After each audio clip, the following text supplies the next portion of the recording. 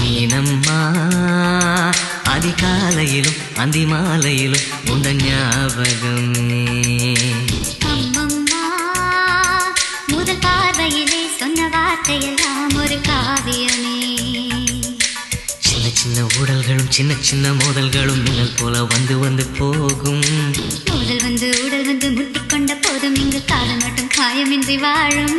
இது மாதங்கள் நாட்கள் செல்ல நிறம் மாறிடும் பூக்கள் அல்ல. மீனம்மா அதிகாலையிலும் அந்தி மாலையிலும் உந்த ஞாபகமே.